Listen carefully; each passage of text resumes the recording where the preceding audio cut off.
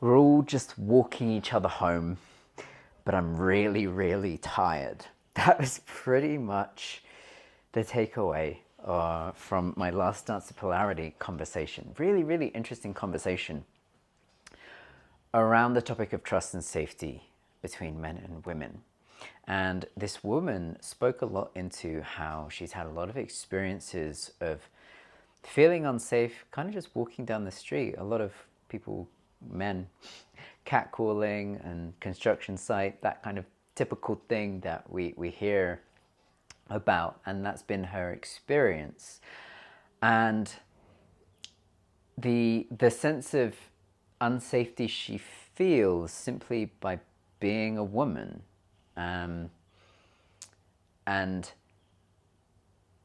interesting from my point of view, because obviously as a man, that's not really my experience. So one, is interesting to hear. And two, the other thing that brought up for me was the flip side of that, of hearing that this woman walks down the street and is aware of men and the potential unsafety that she experiences inherently because that person is gendered male.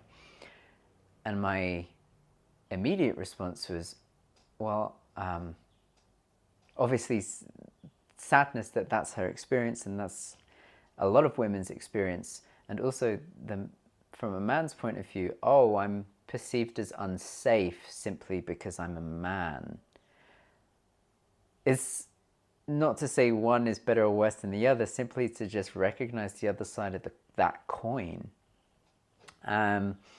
We went on a whole journey, super interesting. And one of the spaces we got to was this sense of accountability, that from her perspective, the reason this happens so much is because men in society aren't being held accountable for their actions predominantly by other men. She shared these two beautiful anecdotes, actually, where she had experiences of men catcalling or behaving inappropriately in public.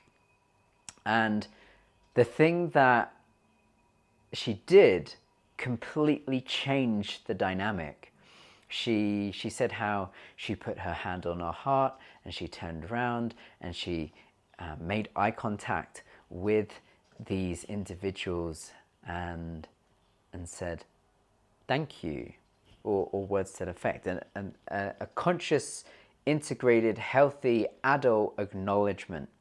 And the response that she received was one from one of the guys on the construction site who had catcalled. He changed his whole demeanor. It was like, I apologize. I shouldn't have behaved that way. And the other instance, the man completely changed his demeanor and was really softened and welcoming and kind of apologetic in action, if not in words. And the thing I found super interesting about that was how offering healthy, integrated, adult,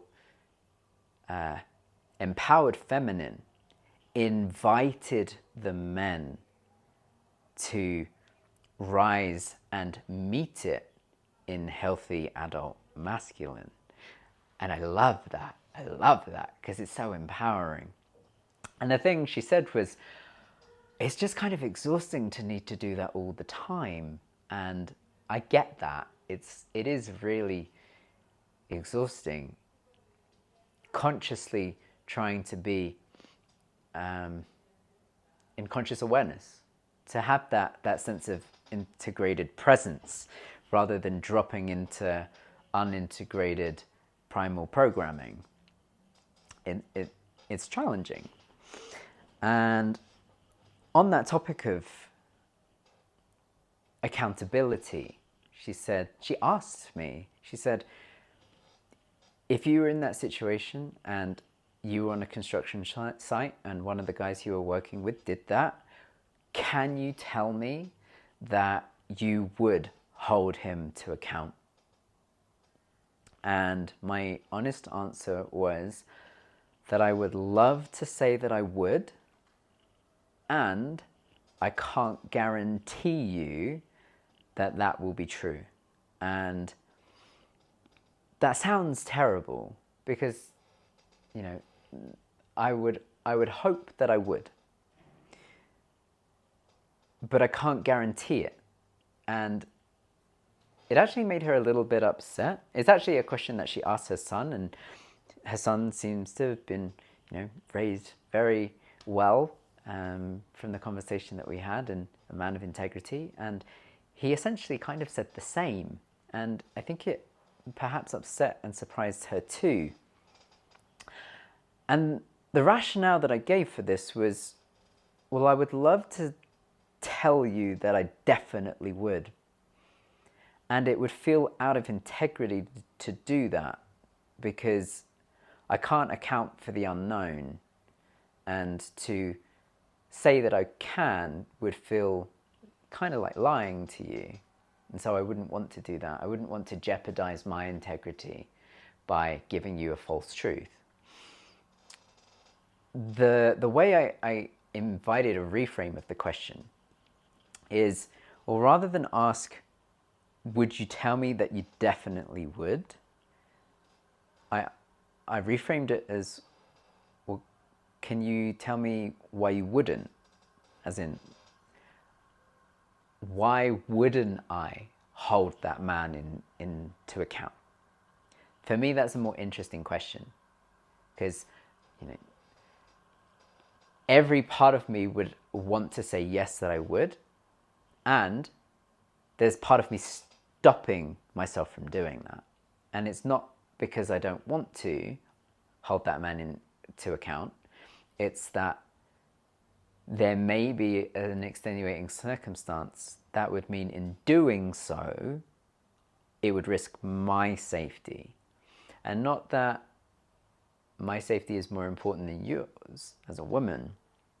But what I said to her was, because she said earlier on in the conversation that essentially safety goes down to a primal drive of wanting to stay alive, that's really at the heart of this idea of safety, is that at a very primal unconscious level, there's a part of us that, rightly or wrongly, perceives not being able to be honest or a lack of safety as a fear of a lack of life, a fear of life ending. And so I said that whilst I would want to be able to hold that man to account, whilst I can't account for any and every unexpected eventuality, because I can't protect you if I'm dead.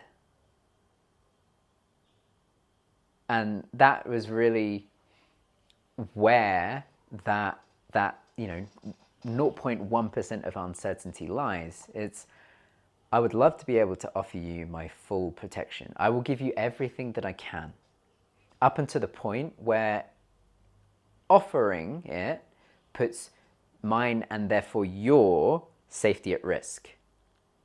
That's a really hard position for a man to be in, I feel, or at least for me to be in. It's, I will give you everything that I can, except for that final little bit. And is that enough for you? Because whilst I would want to give you everything, a part of me can't, because it's that part of me that goes, well, if I give you everything, then I lose the ability to actually protect you. That's a tough one. It's a really tough one. I don't know if I have an answer for it. Maybe you do. Maybe this is something that you've considered. Maybe it's something that you've asked. So, is it enough? Is the desire to want to be in integrity as often and as much as I can enough for you, even if it's not 100% as a woman? I can understand this individual's exhaustion at needing to, or being constantly required or invited to be the person that invites men into a place of integrity as a woman. And that sometimes it doesn't feel safe to do so. Like the scenario that she offered, that's been her experience, is that yes, I've done that hand on heart, look in the eye, invitation to presence with men during the day, but at night it's not worth the risk. Because I asked, well, if it's so powerful, why would you not do it all the time? And that was the response. It may be powerful, but I risk my safety in trying in that instance. And I get that. That's really hard. And that was why the takeaway was we're all just walking each other home in this exhausted state. Can we be friends to each other? This kind of gets into the idea of community and accountability through community, the individualization of the individual, but also of relational dynamics, has done away with this idea of community and support, and then as a result, accountability. But if we can return to this idea of, okay, we're all in this together, can we just all be friends and all help each other? And I see you as a friend and you see me as a friend, and we're helping each other out. And obviously that would be great. And obviously all it takes is one person to not have that mentality, and it creates distrust in others. I guess there's then the question of, well, if one person doesn't follow that ethos, can you then not judge everyone else by their falling short standard? I think that's part of it. Right? It's we all have these unconscious programs that prevent us from being in conscious awareness, from being in sovereign integrity all of the time. And as a result, we drop into those programs when we are we're in essentially trauma response. When we encounter something in the world where we don't feel safe, we go back into a program that invokes safety, that invokes preservation.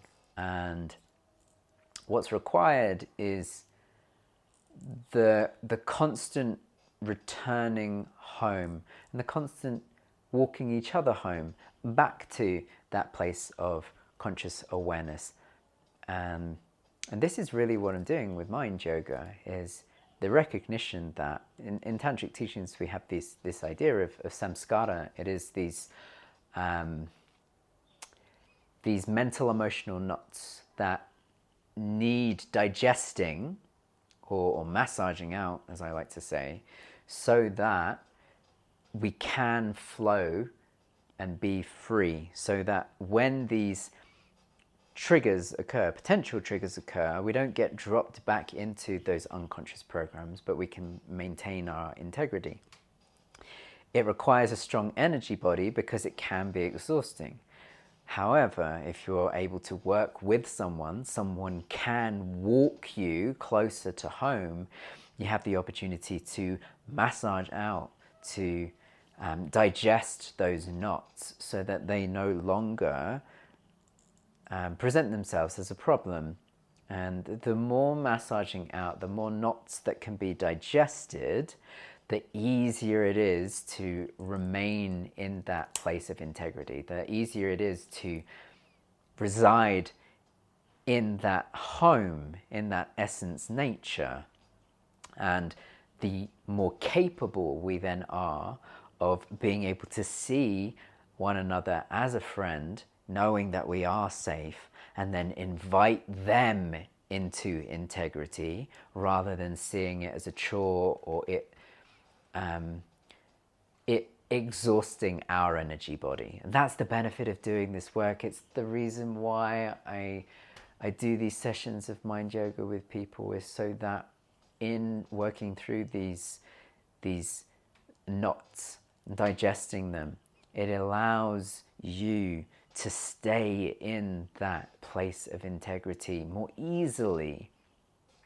And yes, these pockets, these knots present themselves through different scenarios, and the more they can be worked out, the less likely you are to be susceptible to them, the more capable we can be of residing in that place of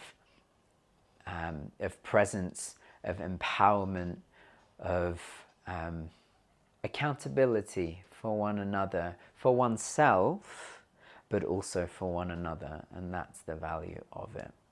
So if this has been your experience of struggling to feel safe as a man or as a woman, and you're wanting to share these stories, then you're more than welcome to reach out. The more women I have talking about this, the more I can learn, and the more accountable I can hold myself, the more mental, emotional knots that I can work through with people, the more safe we can be, and trusting we can be, and loving we can be of one another. So if you also recognize that you have mental, emotional knots, you notice when you're taken out of safety because of the situations you find yourself in, then if we can empower you to maintain your sense of safety, being able to navigate the world freely and from a place of empowerment, then that not only allows you to stay in a place of accountability for yourself, but it allows you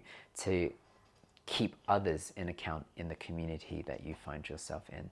And as a result, we can have a more homogeneous, a more loving community, a more loving society, a more loving species, population, world, and life as a whole. So drop me a little message and write in the comments, and I look forward to hearing from you. Anything that comes up from this conversation, please, you're welcome to share.